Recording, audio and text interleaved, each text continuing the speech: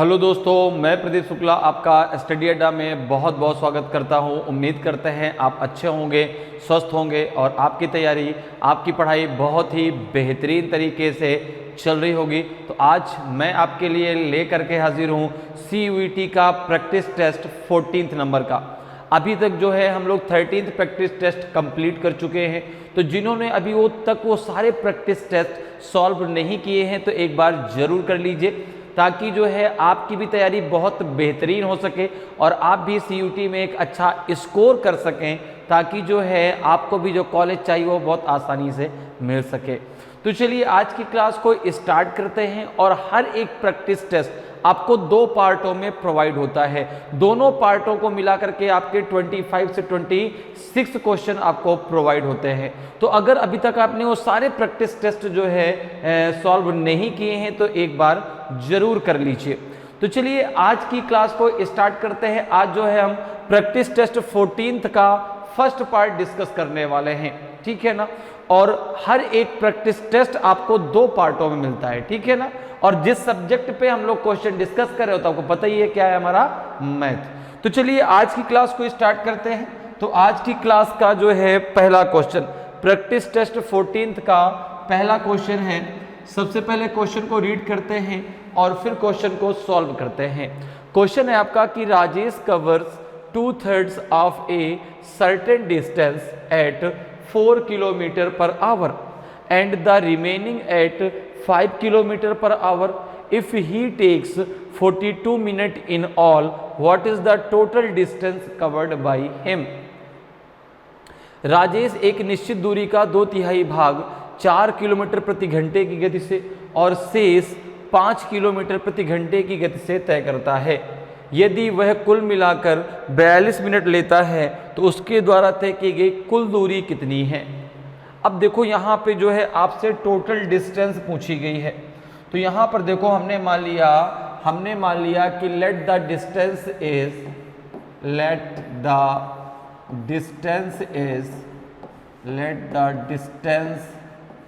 Is a kilometre.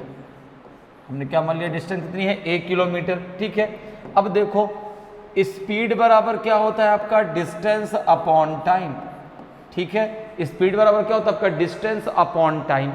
अब यहाँ पर कह रहा है कि जो दूरी है उसका जो 2/3 पार्ट है वो चलता है 4 किलोमीटर पर आवर की स्पीड से। तो अगर मैं बात करूँ यहाँ पर स्पीड की, ठीक है ना, तो अब देखो डिस्टेंस आपने कितनी मानी है ए, उसका 2/3 पार्ट कितना हो जाएगा, तो 2/3।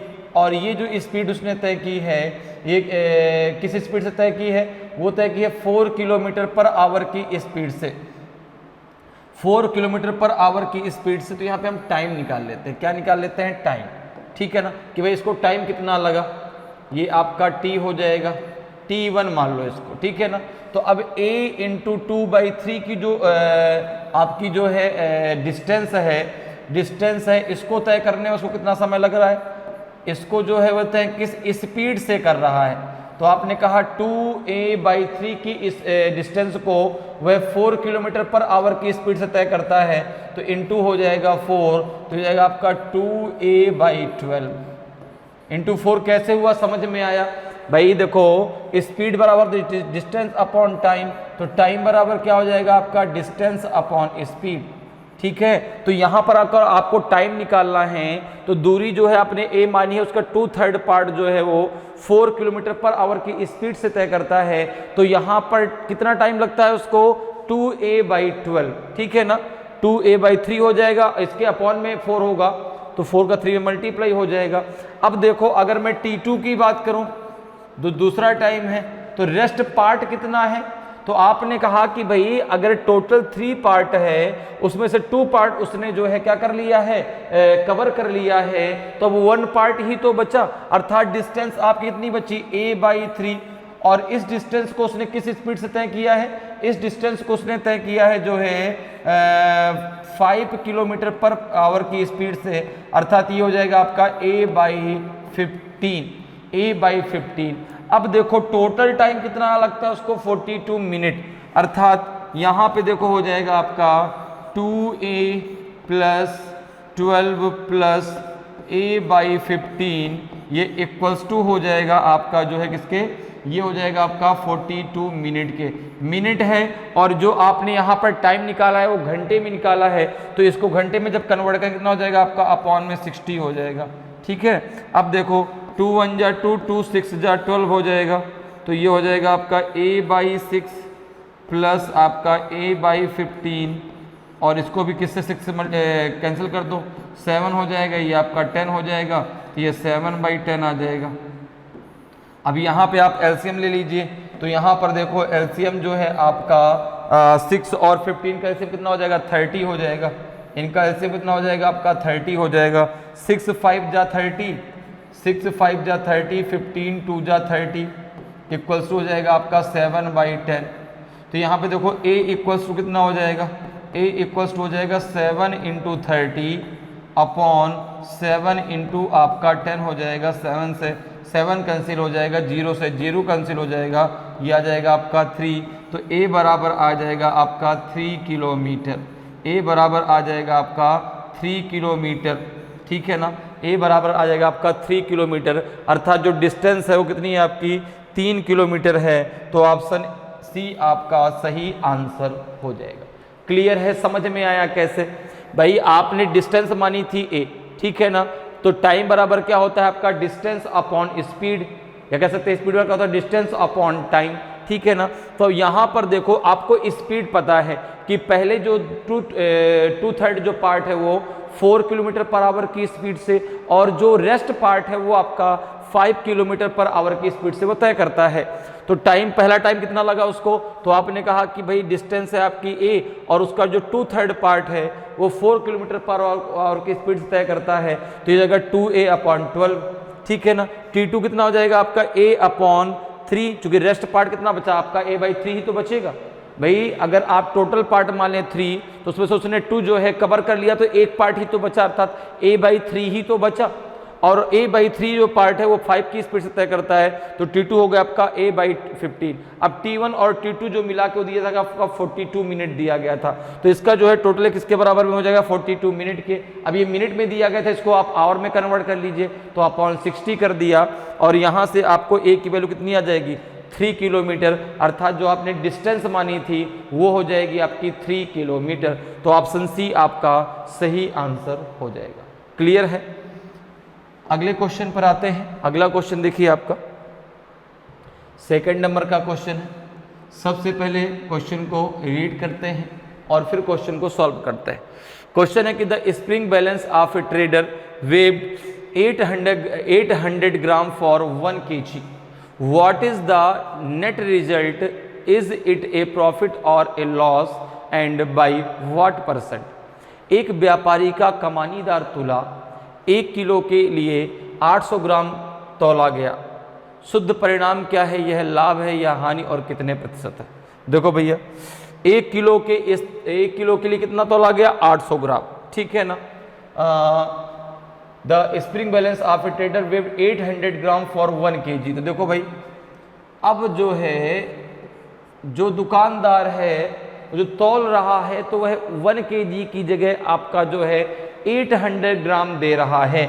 अब देखो अगर मैं बात करूं तो 1 kg का मतलब हो गया आपका 1000 ग्राम, तो 1000 ग्राम उसको तौलना चाहिए, लेकिन वह 1000 ग्राम की जगह वो 1000 ग्राम की जगह कितना तौल रहा है, वो 1000 ग्राम की जगह तौल रहा है जो है 800 ग्राम। कितना तौल रहा है, 800 ग्राम, अर्थात 200 ग्राम वो क्या कर रहा है, बचा रहा है। 200 ग्राम वो क्या कर रहा है, बचा रहा है, तो वह 200 ग्राम का उसको प्रॉफिट ही तो हो रहा है। भाई 1 kg का मतलब हो गया उसको 1000 ग्राम देना चाहिए, लेकिन वो दे रहा है आपका 800 ग्राम, तो वह कितना बचा रहा है, वह कितना बचा रहा है, तो आपने कहा कि वह 200 ग्राम बचा रहा है। वह 200 ग्राम बचा रहा है किस पर, 800 ग्राम पर। वह 200 ग्राम बचाता है किस पर, 800 ग्राम पर। भाई जो 800 ग्राम है वही तो उसका कॉस्ट प्राइस हुआ, उसने तो आपको 800 ग्राम ही तो दिया, तो 200 ग्राम उसने किस पे कमाया, 800 ग्राम पे, तो यहाँ पे उसको प्रॉफिट ही तो हुआ। तो अगर मैं कहूँ कि प्रॉफिट परसेंटेज कितना है, प्रॉफिट परसेंटेज कितना है, तो आपने कहा 200 ग्राम का प्रॉफिट है, कितने में 800 ग्राम में, इनटू हो जाएगा आपका 100, तो ये हो जाएगा 200 या 200 और 200 4 जा आपका 800, ठीक है। तो ये हो जाएगा आपका 100/4, तो ये हो जाएगा आपका 25%। कितना हो जाएगा 25%, तो उसको प्रॉफिट हो रहा है 25% का, क्योंकि भाई वो तो बचा रहा है ना, और बचाने का मतलब हो गया प्रॉफिट। तो भाई उसको देना चाहिए 1000 ग्राम, लेकिन वो दे रहा है 800 ग्राम, मतलब वो 200 ग्राम बचा ले रहा है। तो जो 200 ग्राम बचा रहा है वो 1000 ग्राम में नहीं, वो बचा रहा है 800 ग्राम में। क्योंकि भाई जो भी आपको प्रॉफिट या लॉस होता है हमेशा सीपी पर होता है, तो सीपी तो उसके लिए 800 ग्राम ही है, ठीक है ना। तो 200 ग्राम का जो प्रॉफिट है वो 800 ग्राम पे हो रहा है, तो उसको प्रॉफिट हो रहा है, तो प्रॉफिट परसेंटेज कितने का है आपका 25% का। क्लियर है। अगले क्वेश्चन पर आते हैं। अगला क्वेश्चन देखिए, 3rd नंबर का क्वेश्चन। सबसे पहले क्वेश्चन को रीड कर लेते हैं और फिर क्वेश्चन को सॉल्व करते हैं। क्वेश्चन है आपका जो है कि if a train 110 metre long passes a telegraph pole in 3 seconds, then the time taken by it to cross a railway platform 165 metre long is. यदि 110 मीटर लंबी एक रेलगाड़ी एक तार के खंभे को 3 सेकंड में पार करती है, तो उसे 165 मीटर लंबे प्लेटफॉर्म को पार करने में कितना समय लगेगा। तो अब यहाँ पर देखो भाई, एक चीज़ जरा समझो, अगर ट्रेन जो है किसी ट्री को क्रॉस करती है, किसी पोल को क्रॉस करती है, ठीक है ना, तो हमेशा वह अपने डिस्टेंस के बराबर डिस्टेंस को कवर करती है, ठीक है। जितनी उसकी लेंथ है ट्रेन की, उतनी ही तो वह डिस्टेंस कवर करेगी। क्यों? क्योंकि उस मैन की, उस ट्री की, उस पोल की कोई डिस्टेंस तो होगी नहीं, ठीक है। तो अगर किसी जो है मैन या किसी ट्री या किसी पोल को कभी भी ट्रेन क्रॉस करती है, तो जितनी जो है लंबी ट्रेन है उतनी ही डिस्टेंस तो उसको कवर करनी होगी। तो यहाँ पर देखो, स्पीड बराबर क्या होता है, स्पीड बराबर होता है आपका डिस्टेंस अपॉन टाइम। स्पीड बराबर होता है आपका डिस्टेंस अपॉन टाइम।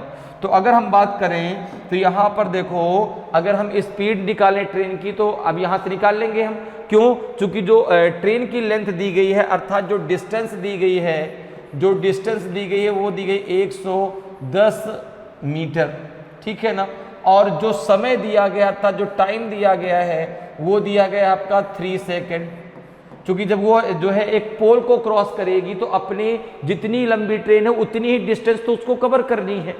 तो यहाँ पे अगर हम बात करें स्पीड की, स्पीड ऑफ ट्रेन, अगर हम बात करें स्पीड ऑफ ट्रेन की, स्पीड ऑफ ट्रेन, तो ये हो जाएगा आपका 110/3, ये आ जाएगा आपका मीटर पर सेकेंड, मीटर पर सेकेंड, ये आपकी स्पीड आ जाएगी।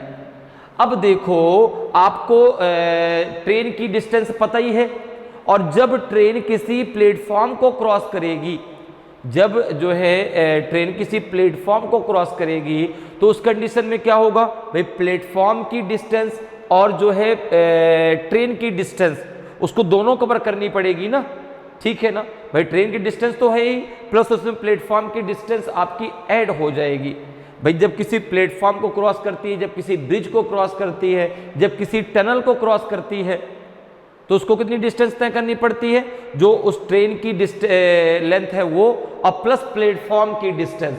तो यहाँ पर देखो, प्लेटफॉर्म कितना मीटर लंबा है, 165 मीटर लंबा है। तो यहाँ पे अगर हम बात करें, तो अब हमारी टोटल डिस्टेंस कितनी हो जाएगी, टोटल डिस्टेंस कितनी हो जाएगी, टोटल डिस्टेंस कितनी हो जाएगी, तो आपने कहा ये हो जाएगी आपकी जो है टोटल डिस्टेंस। तो देखो, ट्रेन की डिस्टेंस कितनी है 110 मीटर, ठीक है, और प्लेटफॉर्म कितना, प्लेटफॉर्म की लेंथ कितनी है 165 मीटर। जो ट्रेन है उसकी डिस्टेंस या कहते हो लेंथ कितनी है, ठीक है ना। तो यहाँ पे आ जाएगा 110 मीटर है, और आपकी जो है जो प्लेटफॉर्म है उसकी लेंथ कितनी है आपकी 165 मीटर है। तो टोटल डिस्टेंस कितनी हो गई आपकी 5, 6 और 1 आ जाएगा आपका 7, 1 और 1 हो जाएगा आपका 2। तो ये हो जाएगा 275 मीटर। अब देखो, अब स्पीड आपको पता है, टाइम आप निकाल लीजिए। तो टाइम बराबर हो जाएगा, कितना टाइम लगेगा उस प्लेटफॉर्म को क्रॉस करने में, तो आपने कहा 275 अपॉन हो जाएगा आपका 110 अपॉन में 3, तो ये हो जाएगा आपका 275 इंटू 3 अपॉन में हो जाएगा आपका 110। 11 से जरा इसको कैंसिल कर दो तो ये आपका 10 हो जाएगा, 11 2 जा हो जाएगा 22, 11 5 जा हो जाएगा 55, 25 3 जा हो जाएगा 75, 75 अपॉन 10 अर्थात ये आ जाएगा आपका 7.5 सेकेंड। 7.5 सेकेंड आपका सही आंसर होगा। तो ऑप्शन सी आपका सही आंसर हो जाएगा। क्लियर है, समझ में आया कि जब भाई ट्रेन किसी पोल या किसी ट्री या किसी मैन को क्रॉस करती है तो वो कितनी डिस्टेंस तय करती है, जो ट्रेन की लेंथ होती है उसके बराबर। और जब वही ट्रेन जो है किसी टनल को, किसी प्लेटफॉर्म को या किसी जो है ब्रिज को क्रॉस करती है तो उस कंडीशन में जो है भाई ट्रेन की लेंथ प्लस आपकी जो है ब्रिज की लेंथ आपस में ऐड हो जाती हैं और वो टोटल डिस्टेंस आपकी हो जाती है जो उस ट्रेन को कवर करनी है। ठीक है ना। तो यहाँ पे जो है उस प्लेटफॉर्म को जो है उसको क्रॉस करने में कितना समय लग जाएगा, 7.5 सेकेंड लग जाएंगे। चलिए आगे बढ़ते हैं, अगले क्वेश्चन पे आते हैं। अगला क्वेश्चन देखिए क्या है आपका। अगला क्वेश्चन है 4th नंबर का क्वेश्चन है। सबसे पहले क्वेश्चन को रीड कर लेते हैं और फिर क्वेश्चन को सॉल्व करते हैं। क्वेश्चन है आपका कि the number 12 is divided into 3 parts which are in AP अर्थात arithmetic progress and the sum of their square is 50। Find the smallest number. संख्या 12 को 3 भागों में बांटा गया है जो कि अरिथमेटिक प्रोग्रेस में है अर्थात समानांतर श्रेणी में है और उनके वर्गों का योग 50 है। सबसे छोटी संख्या ज्ञात करें। तो अब देखो जो है इसको आप यहाँ पर ऑप्शन से भी कर सकते हैं। ये तो बहुत ही आसान सा क्वेश्चन है। अगर हम यहाँ पर इसको ऑप्शन से लेकर करें तो अब ऑप्शन में क्या दिया गया आपका 5 3 4 6 दिया गया है। अभी इसमें जो है अगर हम सबसे छोटी संख्या आपकी 3 ले लें, यहाँ पर हमने ऑप्शन से ले लिया। अब इस 12 को 3 भागों में डिवाइड किया गया है। अब एपी का वहां पे लगाया अर्थात उनके बीच जो डिफरेंस है वो क्या है आपका सेम है। ठीक है ना, उनके बीच का जो डिफरेंस है समानांतर श्रेणी उनके बीच का जो डिफरेंस है वो क्या है आपका सेम है। ठीक है ना, बराबर है। ठीक है, तो यहां पर अगर हम 3 लेते हैं तो 3 के बाद देखो अब उन तीनों का जो योग है वो 12 होना चाहिए। ठीक है, तो यहाँ पे जैसे 3 आपने ले लिया, फिर आपने एक 4 ले लिया, फिर आपने 5 ले लिया। तीनों का जरा योग देखिए क्या आपका 12 हो रहा है क्या? तीनों का योग क्या 12 हो रहा है? 3 + 4 + 5, तो आपने कहा बिल्कुल 12 हो रहा है। अब जो है इनका जो स्क्वायर है, ठीक है ना, इनका जो स्क्वायर उसका जो सम है वो 50 होना चाहिए। देखो जरा, तो यहाँ पे आपने कहा कि भाई 3 का स्क्वायर + 4 का स्क्वायर + 5 का स्क्वायर, तो 3 का स्क्वायर कितना हो जाएगा आपका 9, 4 का स्क्वायर 16 और 5 का स्क्वायर हो जाएगा 25, तो ये हो जाएगा टोटल 50। ये हो जाएगा टोटल क्या आपका 50। तो दोनों कंडीशन देखो आपकी क्लियर हो गई। 3 4 5 एपी में है, इनके बीच जो डिफरेंस है वो आपका सेम है। ठीक है ना, तो ये एपी में है और उनके जो है इन तीनों का योग आपका 12 हो रहा है और इनके वर्गों का जो योग है वो आपका 50 हो रहा है। ठीक है ना, तो अब यहां पर अगर हम बात करें तो स्मॉलेस्ट नंबर क्या हो जाएगा? स्मॉलेस्ट नंबर क्या हो जाएगा? स्मॉलेस्ट नंबर आपका हो जाएगा 3। स्मॉलेस्ट नंबर हो जाएगा आपका 3 और लार्जर नंबर हो जाएगा आपका 5, मिडिल नंबर हो जाएगा आपका 4। तो यहाँ पे ऑप्शन हो जाएगा आपका बी। ऑप्शन बी आपका सही आंसर हो जाएगा। क्लियर है, समझ में मेरी बात आई? बहुत सिंपल सा क्वेश्चन था। ठीक है ना, क्वेश्चन में कुछ नहीं है। ठीक है भाई, ये तो कह रहा है कि जो संख्या 12 है उसको 3 भागों में डिवाइड कर लीजिए और भाग में जो आप डिवाइड करेंगे वो एपी में होना चाहिए। ठीक है ना, तो यहाँ पर देखो आपने यहाँ पे ऑप्शन से ले लिया तो ऑप्शन में दिया गया है आपका 5 3 4 6। आपने अगर यहाँ 3 से लिया तो 3 4 5। अब इन तीनों का योग आपका 12 हो रहा है, इन तीनों संख्याओं के वर्गों का योग आपका 50 हो रहा है। कंडीशन सारी फुलफिल हो गई, तो सबसे स्मॉलेस्ट नंबर आपका 3 हो गया, लार्जर नंबर इनमें से 5 हो जाएगा। क्लियर है, तो ऑप्शन आपका बी बिल्कुल सही आंसर हो जाएगा। अगले क्वेश्चन पर आते हैं। अगला क्वेश्चन देखिए आपका 5th नंबर का क्वेश्चन है। सबसे पहले क्वेश्चन को रीड कर लेते हैं और फिर क्वेश्चन को सॉल्व करते हैं। क्वेश्चन है आपका जो है कि how long will 20 men take to finish a certain job which 6 men complete in 10 days। 20 आदमी एक निश्चित काम को पूरा करने में कितना समय लेंगे जिसे 6 आदमी 10 दिन में पूरा कर सकते हैं। बहुत सिंपल सा, इस क्वेश्चन कुछ है ही नहीं, इस क्वेश्चन में तो कुछ है ही नहीं। देखो कह रहा है कि 6 men कंप्लीट इन 10 days, तो आपने कहा कि भाई 6 men कितने दिनों में, तो आपने कहा 10 days में।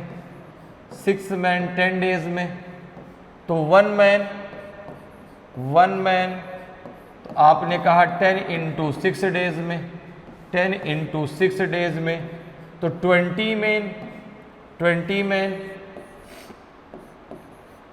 men तो आपने कहा ये हो जाएगा 10 into 6 upon 20 days।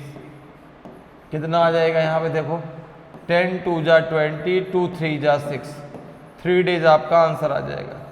3 days आपका आंसर आ जाएगा, 3 दिनों में वह फिनिश कर देंगे। तो ऑप्शन सी आपका सही आंसर हो जाएगा। क्लियर है? तो बहुत ही सिंपल सा क्वेश्चन था ये, इस क्वेश्चन में तो कुछ था ही नहीं, केवल देख के आंसर करना था। ठीक है ना भाई? देखो 6 men 10 days में, 1 man आपका 10 into 6 days में, तो 20 men आपका 10 into 6 upon 20 days में, अर्थात 3 days में वह काम को क्या कर देंगे, कंप्लीट कर देंगे। तो ऑप्शन सी आपका सही आंसर हो जाएगा। क्लियर है? अगले क्वेश्चन पर आते हैं। अगला क्वेश्चन देखिए आपका 6 नंबर का क्वेश्चन है।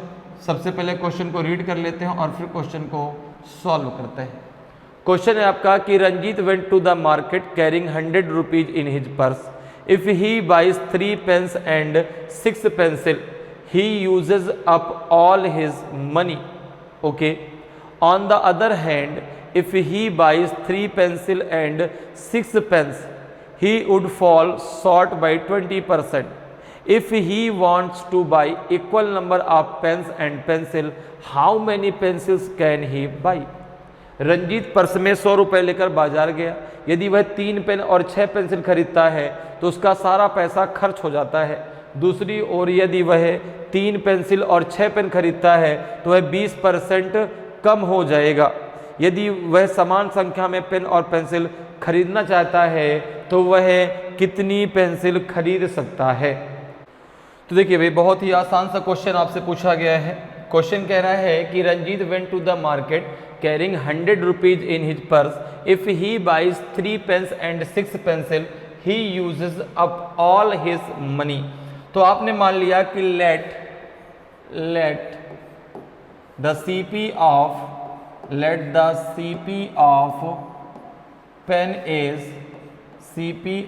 pen is A rupees and the CP of pencil is B rupees। ठीक है ना?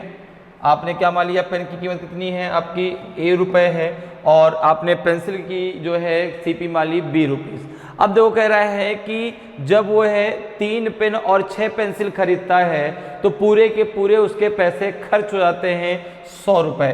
तो पहले आपको दिया गया है कि जब जो है उसने 3 पेन अर्थात 3A + 6B, तो ये जो है पूरा का पूरा उसका 100 रुपीज़ क्या हो गया, आपका खर्च हो गया। ठीक है? अगर 3 पेन और 6 पेंसिल खरीदता है तो पूरे के पूरे उसके 100 रुपीज़ क्या हो गए, खर्च हो गए। अब देखो कह रहा है कि दूसरी ओर यदि वह 3 पेंसिल और 6 पेन खरीदता, ठीक है ना, on the other hand if he buys 3 pencil and 6 pen he would fall short by 20%। तो यहाँ पर देखो अगर हम बात करें तो ये दिया गया है कि भाई अगर वह जो है 6 पेन खरीदता और 3 पेंसिल खरीदता तो उसका जो है 20% क्या हो जाता, तो वह 20% कम हो जाता। तो यहाँ पर देखो अगर हम बात करें तो अब 100 रुपीज जो लेके गया तो उसमें तो भाई जब उसने 3 पेन और 6 पेंसिल खरीदी तो उसका 100 रुपीज पूरा का पूरा खत्म हो गया।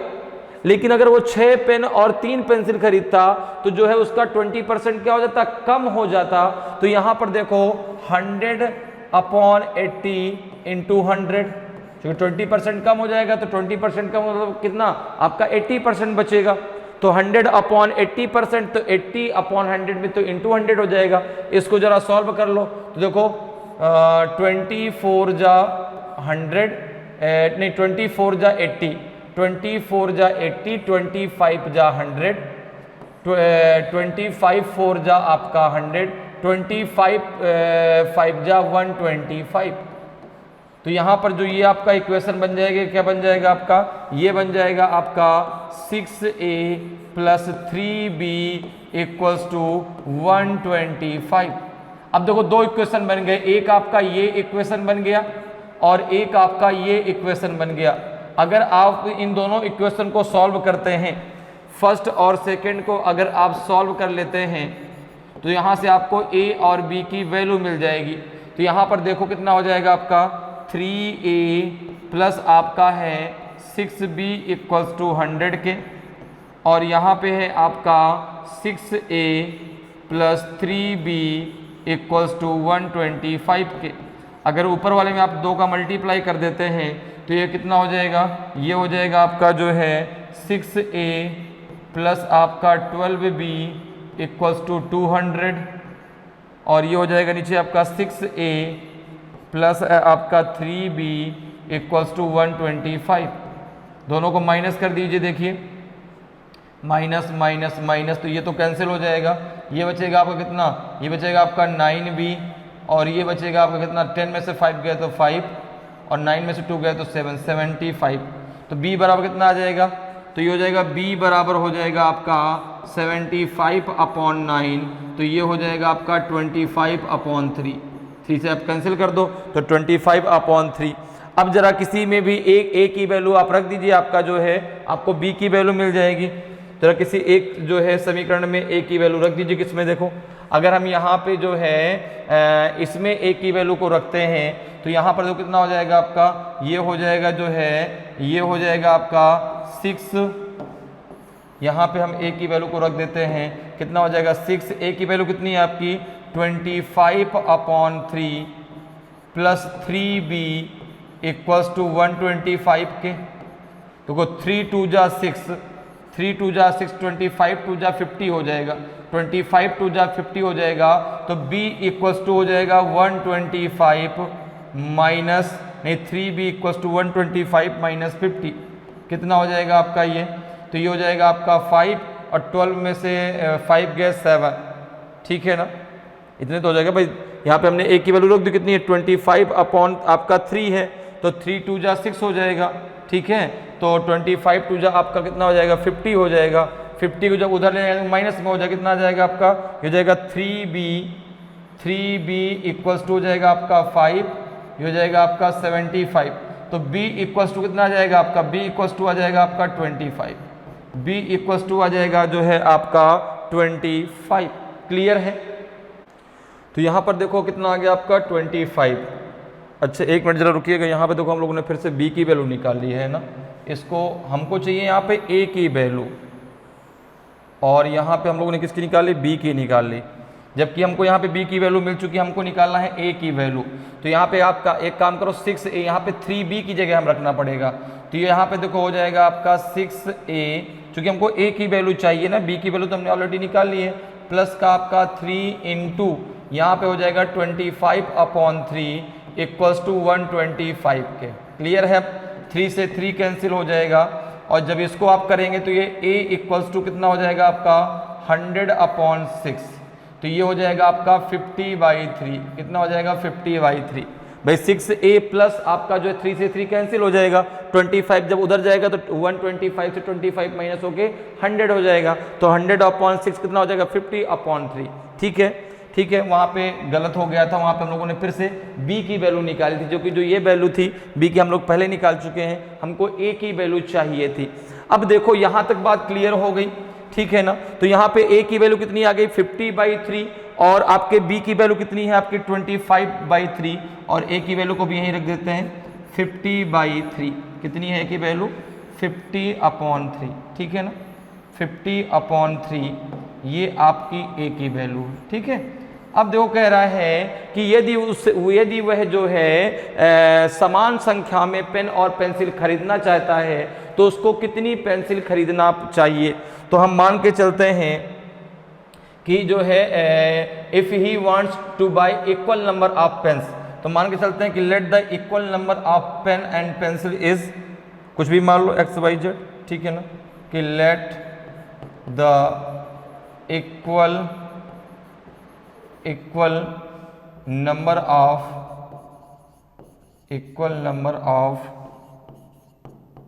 Pen and pencil he buys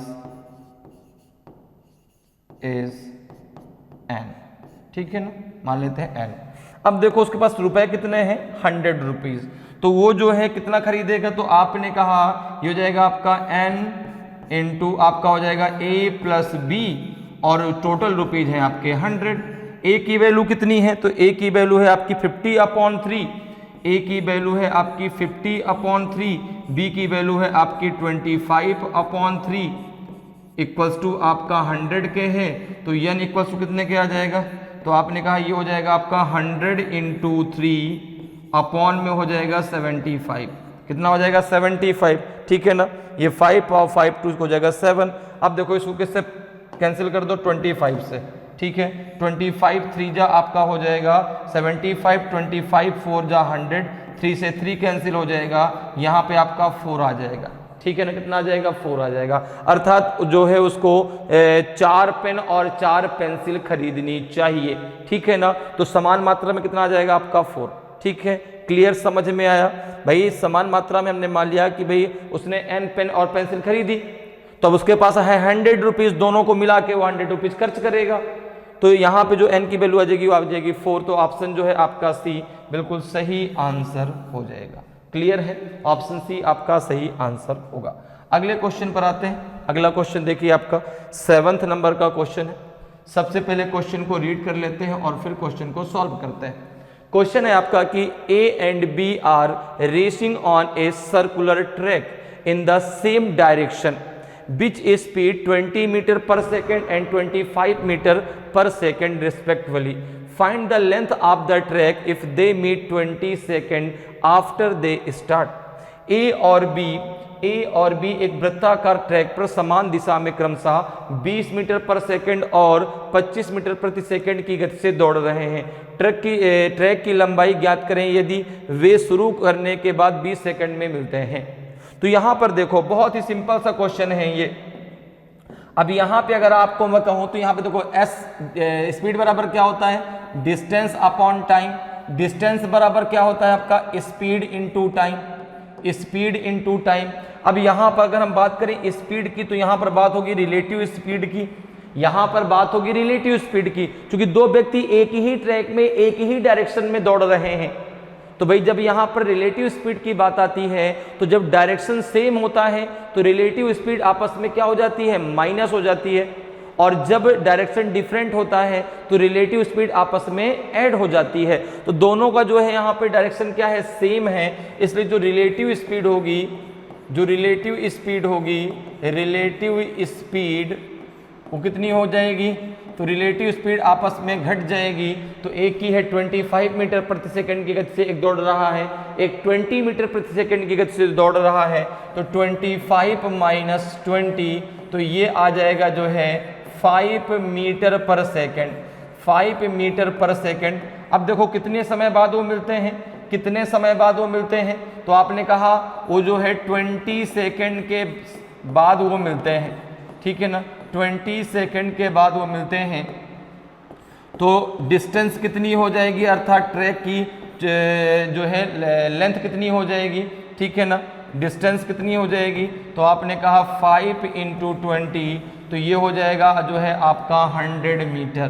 कितना हो जाएगा आपका 100 मीटर, ठीक है ना। तो ट्रैक की जो लेंथ है वो है आपकी 100 मीटर। ऑप्शन ए आपका सही आंसर हो जाएगा। क्लियर है, समझ में आया, ठीक है। स्पीड बराबर क्या होता है, डिस्टेंस अपॉन टाइम, तो डिस्टेंस बराबर क्या हो जाएगा आपका जो है स्पीड इनटू टाइम।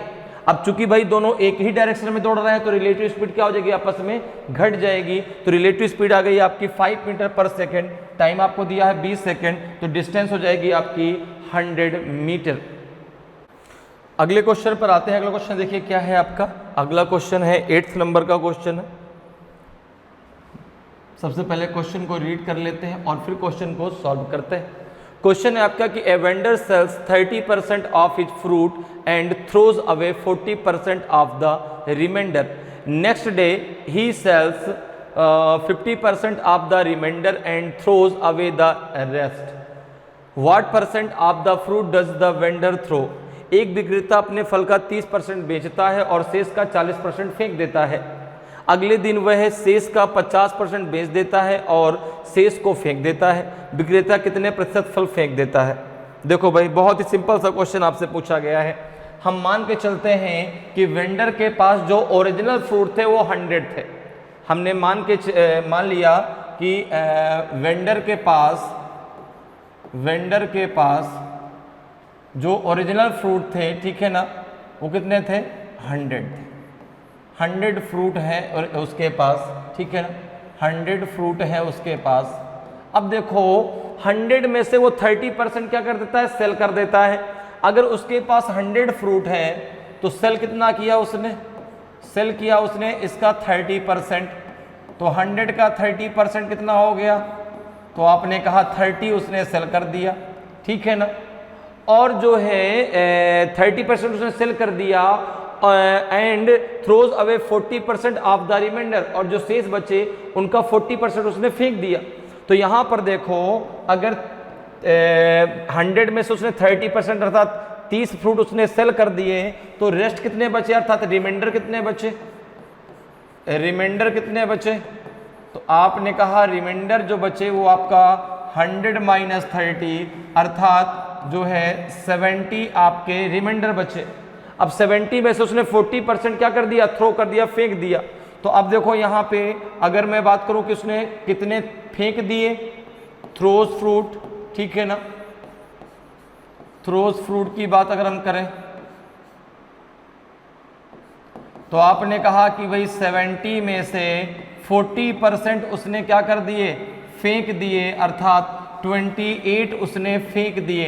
अब रिमाइंडर कितने बचे, फेंकने के बाद अब रिमाइंडर से फ्रूट कितने बचे। तो आपने कहा कि भाई 70 में से उसने 42 क्या कर दिए, फेंक दिए, 28 फेंक दिए, 28 फेंक दिए। तो अब उसके पास रिमाइंडर कितने बचे, 10 में से 8 गया तो 2 और 6 में से 2 गया तो 4। 42 जो है सेव करे, उसके पास फ्रूट जो है बच गए। अब अगले दिन क्या होता है, अगले दिन जो है वह शेष का 50% बेच देता है और बाकी को वह फेंक देता है। तो देखो नेक्स्ट डे की बात कर लेते हैं। ये तो आपका जो है ये फर्स्ट डे था, ये आपका फर्स्ट डे है, ठीक है ना, ये फर्स्ट डे की कहानी है। जरा सेकेंड डे की बात कर लेते हैं। सेकेंड डे जब वह दुकान उसने खोली तो उसने क्या किया, जो उसके पास 42 फ्रूट थे उसमें से उसने 50% सेल कर दिया। तो सेल कितना किया उसने, सेल कितना किया, तो आपने कहा कि भाई 42 का उसने 50% सेल कर दिया। 50% मतलब 21 उसने सेल कर दिए। अब बाकी जो है उसने फेंक कितने दिए, जो बाकी बचे। अब देखो 42 उसके पास टोटल थे, 21 अगर उसने बेच दिए तो 21 उसने फेंक दिए, 21 उसने फेंक दिए। तो कितने प्रतिशत उसने फ्रूट फेंक दिए। तो अगर मैं बात करूं कि टोटल थ्रोज फ्रूट कितने हो जाएंगे, फ्रूट कितने हो जाएंगे, तो आपने कहा ये हो जाएगा जो है आपका 21 और प्लस हो जाएगा आपका 28 अर्थात 49। अगर मैं परसेंटेज की बात करूं तो उसने 49 फ्रूट फेंक दिए, कितने में से, 100 में से, इंटू 100 हो जाएगा, 100 से 100 कैंसिल हो जाएगा। तो 49% उसने क्या कर दिया, फेंक दिया। तो ऑप्शन बी आपका सही आंसर हो जाएगा। क्लियर है, समझ में बात आ गई भाई। हमने मान लिया उसके पास 100 फ्रूट थे, 100 में से उसने 30 सेल कर दिए, 70 बचे, 70 में से 40% 28 उसने फेंक दिए, ठीक है ना। अब उसके पास बचे 42, अगले दिन उसने उसमें से 50% क्या कर दिया, बेच दिया, तो जो बाकी बचे 21 उसने फेंक दिया। तो टोटल जो फेंके गए फ्रूट है उनकी संख्या कितनी हो गई, 49।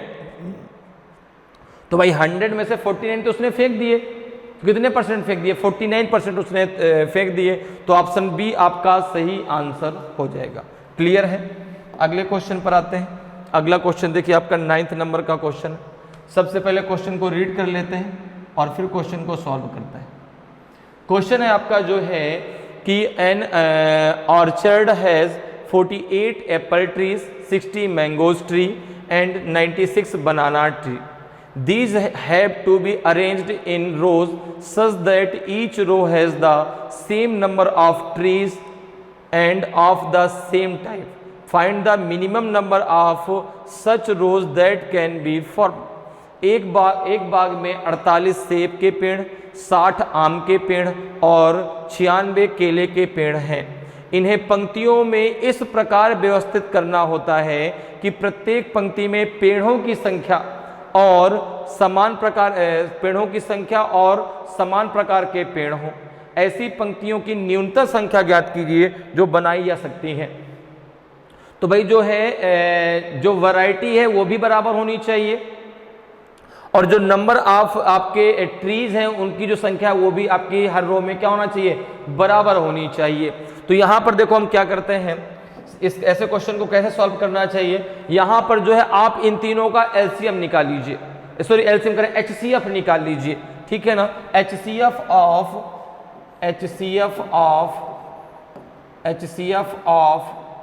48 एंड 60 एंड 96, ठीक है ना।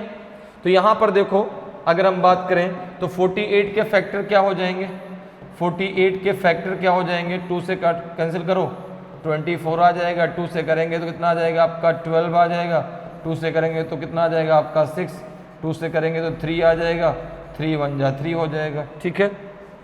2 2 जा 4, 2 2 जा 4, 4 4 जा 16, 16 3 जा 48। तो अगर हम बात करें तो 48 का आपका फैक्टर क्या होगा, तो आपने कहा 2 × 2, ठीक है ना, × 2 और इंटू आपका हो जाएगा 3। इसी प्रकार से आप 96 के फैक्टर निकाल लीजिए, 96 के निकाल लीजिए। इसी प्रकार से जो है आप 60 के निकाल लीजिए। तीनों में जो कॉमन होगा वही उसका एचसीएफ होगा। तो अगर हम 96 का यहाँ पे निकालते हैं, 96 का अगर निकालते हैं तो 2 से कर दो, 2 4 जा 8, 2 8 जा 16, फिर 24, फिर आपका 12, फिर आपका जो है 2 6 जा 12, 2 3 जा 6, तो एक 2 और बढ़ जाएगा, जगह 2 × 2 × आपका कितना हो जाएगा, 2 2 4 1 5, तो 2 × 2 हो जाएगा आपका 3। अब जरा 60 के भी आप निकाल लीजिए, 60 के जरा फैक्टर निकालिए, 60 के फैक्टर निकालिए, तो 2 3 जा 6, यहाँ पे आपका हो जाएगा 15, यहाँ पे हो जाएगा 3, तो 3 5 जा 15 और 5 1 जा 5, तो 60 का हो जाएगा आपका 2 × 2 × 3 × 5। अब देखो तीनों के फैक्टर में जो कॉमन है वही उसका क्या होगा, एचसीएफ होगा। तो तीनों के इसमें कौन सा कॉमन है जरा देखो, यहाँ आपके 2 × 2 भाई 2 आपका जो है 2 बार आया है, यहाँ से भी आप 2 बार ले लीजिए, यहाँ से भी आप 2 बार ले लीजिए, 3 यहाँ आया है, यहाँ भी 3 आया, यहाँ भी 3 आया, 5 केवल यहाँ आया है, यहाँ और यहाँ 5 नहीं है, ठीक है ना। तो इसका एचसीएफ कितना हो जाएगा इन तीनों का, 2 × 2 × आपका हो जाएगा 3, तो ये हो जाएगा आपका 12, तो इनका एचसीएफ कितना हो जाएगा आपका 12 हो जाएगा। क्लियर है। अब कह रहा है कि न्यूनतम आपकी जो है मिनिमम नंबर ऑफ रोज कितनी होनी चाहिए। तो अगर हम बात करें नंबर ऑफ रोज की, नंबर ऑफ रोज की,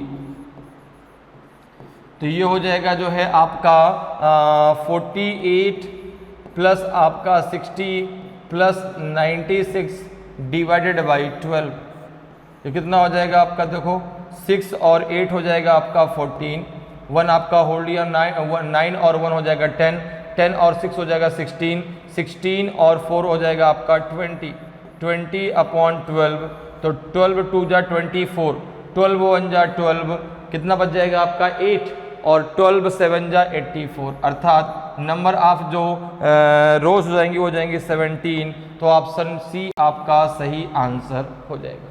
क्लियर है, सिंपल सा क्वेश्चन का सिंपल सा आंसर, ठीक है ना। सबसे पहले हमने इनका क्या निकाल लिया, HCF, तो HCF कितना आ जाएगा आपका 12, number of rows equal to हो जाएगा, तीनों को ऐड करके आप 12 से क्या कर दीजिए, डिवाइड कर दीजिए। क्लियर है, तो यहाँ पे हो जाएगा आपका जो है 17 रोज बनाई जा सकती हैं, तो ऑप्शन जो है सी आपका सही आंसर हो जाएगा। क्लियर है, अगले क्वेश्चन पर आते हैं। अगला क्वेश्चन देखिए आपका 10th नंबर का क्वेश्चन। सबसे पहले क्वेश्चन को रीड कर लेते हैं और फिर क्वेश्चन को सॉल्व करते हैं। क्वेश्चन है आपका जो है कि the cross section of a canal is trapezium in shape, the canal is 12 metre wide at the top and 8 metre wide at the bottom. If the area of the cross section is 840 square meter, find the depth of the canal. एक नहर का अनुप्रस्थ काट समलंब आकार का है। नहर ऊपर से 12 मीटर चौड़ी और नीचे से 8 मीटर चौड़ी है। यदि अनुप्रस्थ काट का क्षेत्रफल 840 वर्ग मीटर है तो नहर की गहराई ज्ञात कीजिए। आपको बताना इनमें से कौन सा आपका सही आंसर होगा। देखिए बहुत ही सिंपल सा क्वेश्चन है आपका कि the cross section of a canal is trapezium in shape, तो the canal is 12 metre wide at the top and 8 metre wide at the bottom. तो कुछ इस प्रकार से है, जो ऊपरी भाग है वो आपका 12 मीटर चौड़ा है और जो नीचे का भाग है वो आपका 8 मीटर चौड़ा है, ठीक है ना। तो ये कुछ आपका ऐसा बनेगा, ठीक है। ये आप मान लो ये 12 मीटर और ये हो गया आपका 8 मीटर, ठीक है। और क्या कह रहा है, if the area of the cross section is 840 square metre, find the depth of the canal. अब देखो आपको इस जो है जो ये आपका पूरा का पूरा क्रॉस सेक्शन है, इसका एरिया आपको दिया गया है, इसकी हाइट आपको निकालनी है। आपको यहाँ से ये फाइंड करना है, ये चीज़, ये आपकी हाइट है, ये आपको फाइंड करना है कि इसकी वैल्यू क्या होगी, ठीक है ना। इसको आपने h मान लिया, इसको आपने क्या मान लिया, h मान लिया। क्लियर है। अब देखो अगर हम बात करें तो एरिया ऑफ ट्रेपेजियम क्या होता है, एरिया ऑफ ट्रेपेजियम क्या होता है, ट्रेपेजियम क्या होता है, ये होता है आपका 1/2 इंटू h ब्रैकेट के अंदर sum of parallel side, sum of parallel side. देखो साइड आपको पता है एक कितनी है आपकी 12 मीटर और एक है आपकी 8 मीटर, तो ये हो जाए। और एरिया ऑफ ट्रेपेजियम कितना दिया गया आपका 840 स्क्वायर मीटर, तो ये हो जाएगा आपका 840 इक्वल्स टू 1/2 इंटू h, और ये हो जाएगा आपका सम ऑफ पैरेलल साइड कितना हो जाएगा 12 + 8, तो यहाँ पे देखो कितना हो जाएगा h इक्वल्स टू हो जाएगा आपका जो है 840 इंटू 2 अपॉन हो जाएगा आपका 20, 0 से 0, 2 से 2 कैंसिल हो जाएगा, 84 मीटर आपका सही आंसर आ जाएगा। 84 मीटर जो है उसकी क्या है आपकी जो है डेप्थ है, अर्थात उसकी गहराई है। तो ऑप्शन जो है आपका सी बिल्कुल सही आंसर हो जाएगा। क्लियर है। उस कैनाल की जो डेप्थ कितनी है आपकी 84 मीटर है, तो ऑप्शन सी आपका सही आंसर होगा। क्लियर, समझ में आया भाई। जो नहर है, जो क्रॉस सेक्शन है, उसका जो ऊपरी भाग है वो आपका 12 मीटर चौड़ा है, जो नीचे का भाग है वो आपका 8 मीटर आपका जो है चौड़ा है, ठीक है ना, कुछ इस प्रकार से। तो यहाँ पे एरिया ऑफ ट्रेपेजियम क्या होता है आपका 1/2 इंटू h ब्रैकेट के अंदर सम ऑफ पैरेलल साइड आपको पता है एक 12 मीटर एक 8 मीटर, यहाँ पे उनको ऐड कर दिया, h कितना निकल गया है आपका 84 मीटर, तो ऑप्शन सी आपका सही आंसर हो जाएगा। क्लियर। अगले क्वेश्चन पर आते हैं। 11th नंबर का क्वेश्चन है। क्वेश्चन है देखिए आपका कि which option contain the fraction in ascending order, किस विकल्प में भिन्न आरोही क्रम में है। अच्छा, असेंडिंग ऑर्डर का मतलब होता है छोटे से बड़ा, असेंडिंग ऑर्डर का मतलब होता है छोटे से बड़ा, ठीक है ना। तो फ्रैक्शन को कैसे असेंडिंग और डिसेंडिंग ऑर्डर में कभी भी अगर आए तो आपको कैसे सॉल्व करना है, देखिए जरा। यहाँ पे हम किसी एक ऑप्शन को ले लेते हैं, जैसे पहले ऑप्शन को ले लें, उसमें दिया गया आपका 11/14, फिर दूसरा आपका जो है वो है 16/19 और तीसरा फ्रैक्शन है आपका 19/21। सबसे पहला काम आपका क्या है, इनके बीच का न्यूमरेटर और डिनोमिनेटर के बीच का आप डिफरेंस निकाल लीजिए।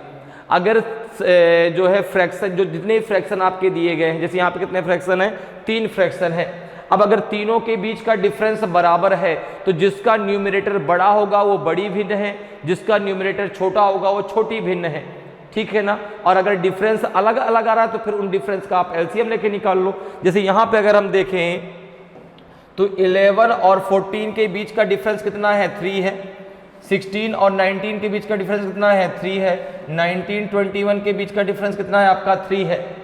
तो देखो यहाँ पे जो है आपका 19 और 21 के बीच का डिफरेंस आपका 2 है, सॉरी 3 नहीं, कितना है आपका 2 है, ठीक है ना, कितना है 2 है। अब देखो इनके बीच का डिफरेंस 3, इनके बीच का डिफरेंस 3, लेकिन इनके बीच का डिफरेंस कितना है आपका 2 है। तो अब डिफरेंस क्या आपका बराबर है, नहीं ना। तो अब यहाँ पे क्या करेंगे, हम एलसीएम ले लेंगे 3 और 2 का। तो एलसीएम ऑफ 3 and 2 कितना हो जाएगा आपका 6। अब देखो तो यहाँ पे आप क्या करेंगे, 3 से 6 को भाग दी कितनी बार जाएगा, 2 बार। अब इस 2 का इस 11 में मल्टीप्लाई कर दीजिए, 11 2 जा, फिर यहाँ पर देखिए 3 2 जा 6 तो 16 2 जा, फिर यहाँ पर देखिए 2 3 जा 6 तो 19 3 जा, ठीक है ना। अगर भाई डिफरेंस बराबर होता तो जिसका न्यूमरेटर बड़ा है वो बड़ी भिन्न है, जिसका न्यूमरेटर छोटा हो छोटी भिन्न। डिफरेंस जब बराबर नहीं है तो फिर जो डिफरेंस आया उसका हमने क्या ले लिया, एलसीएम। तो भाई 2 में डिफरेंस 3 का है, 1 में 2 का, तो 3 और 2 का एलसीएम कितना हो जाएगा आपका 6। यहाँ पे जो डिफरेंस आया उसका हमने भाग दिया 6 में, जो आया उसका ऊपर न्यूमरेटर में मल्टीप्लाई कर दिया। अब देखो 11 2 जा 22, फिर ये है 16 2 जा 32, 19 3 जा 57, 19 3 जा 57। अब देखो इसमें जो बड़ा नंबर आएगा, जो बड़ा नंबर आएगा वो बड़ी भिन्न है, जो छोटा नंबर आएगा वो छोटी भिन्न है। तो यहाँ पे इनका असेंडिंग ऑर्डर क्या हो जाएगा, इनका जो है असेंडिंग ऑर्डर क्या होगा, असेंडिंग ऑर्डर क्या होगा, असेंडिंग ऑर्डर क्या होगा आपका।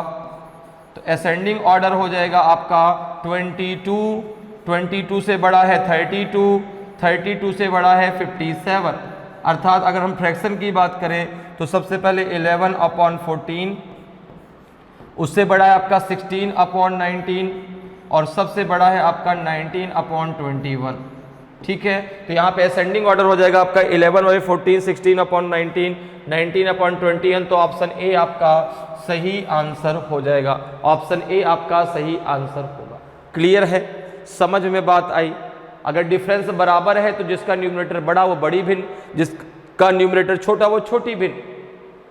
अगर डिफरेंस अलग अलग है तो जो डिफरेंस आया उसका आप एलसीएम ले लीजिए और जो है डिफरेंस का भाग देके जो भी आएगा उसका न्यूमरेटर में मल्टीप्लाई कर दीजिए। फिर जो नंबर आएगा उसमें जो नंबर आपका छोटा है वो छोटा फ्रैक्शन है, जो नंबर आपका बड़ा है वो बड़ी फ्रैक्शन है। क्लियर है, तो ये उसका एक हो जाएगा असेंडिंग ऑर्डर। तो ऑप्शन ए आपका सही आंसर होगा। क्लियर। नेक्स्ट क्वेश्चन पे आते हैं। आज की क्लास का ये लास्ट क्वेश्चन है। सबसे पहले क्वेश्चन को रीड कर लेते हैं और फिर क्वेश्चन को सॉल्व करते हैं। क्वेश्चन है आपका कि S and L are the smallest and the largest n digit natural numbers respectively L minus S is always divisible by. Yes और L क्रमशः सबसे छोटी और सबसे बड़ी n अंकीय प्राकृत संख्याएं हैं। तो L माइनस S हमेशा किससे विभाज्य होता है। देखो भाई 9 से कि 10 से कि 9 and 10 से कि नॉन ऑफ दीज। तो यहाँ पर देखें अगर हम तो n डिजिट नेचुरल नंबर, ठीक है ना, दिया गया आपका n digit natural number, n digit natural number. जैसे आपने सबसे पहले मान लिया कि भाई 1 डिजिट का नेचुरल नंबर। अच्छा, यहाँ पे जो यस है, यस जो है वो स्मॉलेस्ट नंबर है, एस जो है वह स्मॉलेस्ट नंबर है, ठीक है ना, और जो एल है वो आपका लार्जेस्ट नंबर है। जो एल है वो आपका लार्जेस्ट नंबर है, ठीक है ना। एल क्या है आपका लार्जेस्ट नंबर, ठीक है ना, एल है आपका लार्जेस्ट नंबर, ठीक है। अब जैसे यहाँ पर जो है आप सबसे पहले 1 डिजिट के लेके देख लेते हैं, कंडीशन चेक कर लेते हैं। जैसे हमने 1 डिजिट का देखा, हमने सबसे पहले n बराबर 1 माना, n बराबर क्या माना हमने 1, तो n में जो है n बराबर जब हमने 1 माना था तो हमने एक डिजिट का नंबर लिया, तो एक डिजिट में आपका स्मॉलेस्ट नंबर क्या होगा, तो आपने कहा 1 होगा। लार्जेस्ट नंबर क्या होगा आपका 9 होगा 1 डिजिट में। तो इन दोनों का डिफरेंस कितना आ गया, l माइनस एस कितना आ गया, आपने कहा 9 माइनस आपका 1, तो ये आपका 8 आ गया। अब 8, 9 और 10 दोनों में से किसी से भी आपका डिविजिबल नहीं है। इसी प्रकार से आप जो है 2 डिजिट लेके देख लीजिए, n इक्वल्स टू 2 लेके देख लीजिए। तो यहाँ पर देखो अगर हम देखें तो 2 डिजिट का स्मॉलेस्ट नंबर क्या होगा आपका, तो आपने कहा 10, लार्जेस्ट नंबर क्या हो जाएगा आपका 99। तो यहाँ पे l माइनस एस क्या आ जाएगा, आपने कहा 99 माइनस 10, ये हो जाएगा आपका 89, ये हो जाएगा 89।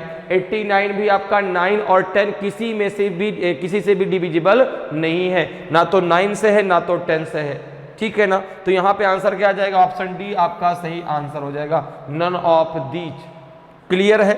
आप चाहे तो n बराबर 3 लेके भी चेक कर सकते हैं, अर्थात 3 डिजिट का स्मॉलेस्ट नंबर क्या होगा आपका 100 और लार्जेस्ट नंबर क्या हो जाएगा 999। तो l माइनस एस कितना आ जाएगा, आपने कहा 999 माइनस आपका 100, तो ये हो जाएगा आपका 899। 899 तो ना तो 9 से डिविजिबल है, आप चाहे तो चेक भी कर सकते हैं, 9 9 जा 81, यहाँ बचेगा आपका 89। अब 89 आपका 9 से डिविजिबल नहीं है, तो ये संख्या आपकी ना तो 9 से डिविजिबल है ना तो आपकी 10 से डिविजिबल है। क्लियर है। तो यहाँ पे आंसर क्या हो जाएगा आपका नन ऑफ दी। क्लियर, समझ में आया। n डिजिट का मतलब हो गया कि जैसे आपने यहाँ पे n इक्वल्स टू 1 ले लिया, तो n इक्वल्स टू 1 का मतलब 1 डिजिट का आपने ले लिया, ठीक है ना। n इक्वल्स टू मतलब 2 डिजिट के नंबर आप ले रहे हैं, तो 1 डिजिट का स्मॉलेस्ट नंबर क्या होगा 1 और लार्जेस्ट नंबर क्या होगा आपका 9। 2 डिजिट का स्मॉलेस्ट नंबर आपका 10 और लार्जेस्ट नंबर आपका होगा 99। 3 डिजिट का स्मॉलेस्ट नंबर 100 और आपका जो है लार्जेस्ट नंबर आपका 999। इसी प्रकार से आगे 4 डिजिट का आप चेक कर सकते हैं। तो अब जब यहां तक आपने चेक कर लिया, ठीक है ना, तो आपका जो है ये जो संख्या आ रही है ना तो 9 से डिविजिबल है ना तो 10 से, तो इसका आंसर हो जाएगा आपका नन ऑफ दीज। तो ऑप्शन डी आपका सही आंसर होगा। तो इस प्रकार से आप बहुत आसानी से और कम समय में मैथ के क्वेश्चनों को सॉल्व कर सकते हैं। उम्मीद करते हैं कि आज की क्लास आपको बहुत अच्छे से समझ में आई होगी, सारे कॉन्सेप्ट बहुत अच्छे से आपको क्लियर हुए होंगे। तो अगर आज की क्लास आपको अच्छी लगी हो, आज का वीडियो आपको अच्छा लगा हो और अभी तक आपने वीडियो को लाइक नहीं किया तो वीडियो को लाइक जरूर करें। अगर आप नए हैं और अभी तक आपने चैनल को सब्सक्राइब नहीं किया तो चैनल को सब्सक्राइब जरूर कर लें, ताकि आपको क्लास की जानकारी समय समय पर मिलती रहे और आपकी तैयारी बेहतरीन तरीके से चलती रहे। तो आज के लिए इतना ही, फिर मिलेंगे। जय हिंद, जय भारत।